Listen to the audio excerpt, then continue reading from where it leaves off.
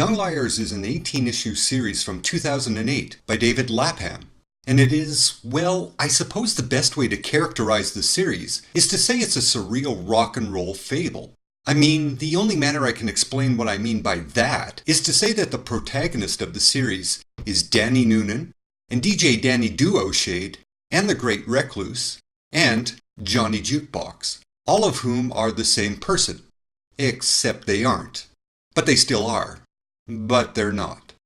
Reading this series is an experience that I imagine must be similar to dropping acid, then watching the most intense tentacle porn available, while listening to David Bowie and Doris Day at the same time, but in different ears, on an iPod with a personality disorder. Which sort of makes it sound like it has a William S. Burroughs, non-narrative type of structure. Quite the opposite, actually. Its narrative is quite straightforward, and there are definitive beginnings and endings to each story arc. But the plot does mess with your head, and you will continually wonder which version of the multiple story arcs you're reading is real. The short answer to that question is, they all are. Except when they're not. After all, the series is titled Young Liars, so you can expect to be deceived on a fairly regular basis. Of course, the protagonist also lies to himself and to everyone around him, so you get a double whammy of bullshit to wade through.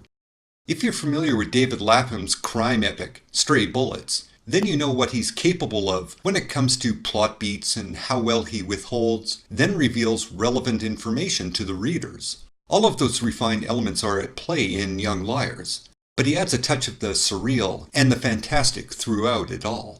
The first arc of Young Liars seems to be a straightforward heist type of story, with some twisted, dramatic beats concerning the evolution of the relationship between Danny and his love obsession, Sadie Dawkins. You get hints at the surreal elements to come, and you're left with the impression that something much larger is going on within the story. Basically, this first arc sucks you in, and you are completely unprepared for everything to suddenly change, which it does immediately. The second arc is just full-on fist-to-your-face weirdness, and by the time you get to the end of the third and final arc, you're not too sure what it is you've just read. I really like this series. Personally, I don't mind a story that challenges me to interpret what I'm reading, as long as there's a reasonable payoff for my continued attention. But when I got to the end of the series, I couldn't help but think of Johnny Rotten's final words before he walked off stage at what ended up being the Sex Pistols' final performance in 1978. Ever get the feeling you've been cheated? Oddly enough, I'm not sure I mean that in a negative way. The comic book is very punk, it's violent and obnoxious, and it gives very little of a fuck about the audience in attendance. It's an example of a creator just being creative and having a good goddamn time while doing it. That's a pleasure to see on the page, even if I'm forced to admit that I might not understand everything I'm reading. Objectively speaking, though, the conclusion to the series is both esoteric and rushed, since it was cancelled before David Lapham could bring it to a natural conclusion. I don't really think all the necessary pieces were in place for it to feel, well, conclusive. Instead, it feels like it just stops at a certain point without a real sense of closure. As I said, in the end, I don't think it quite gets where it wanted to go.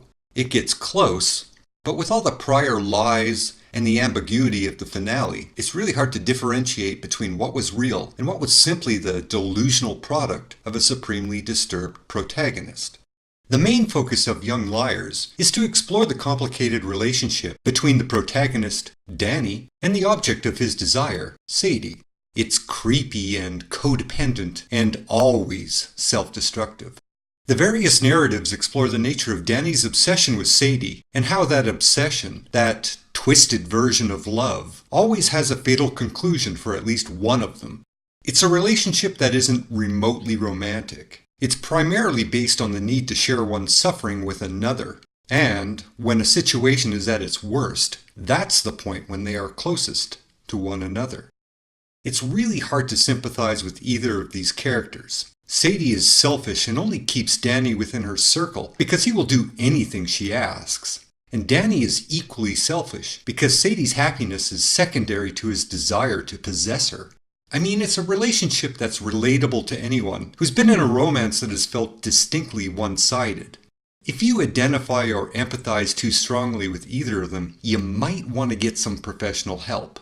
Ultimately, this is why the series is a surreal rock and roll fable. It's a fable because it's a story that contains truth, but it isn't true. And it's rock and roll because it travels at 1,000 miles an hour, and because, like most rock songs, it's about love. Sure, it's a sick fucking version of love, but love nonetheless. What the world needs now is love, sweet love.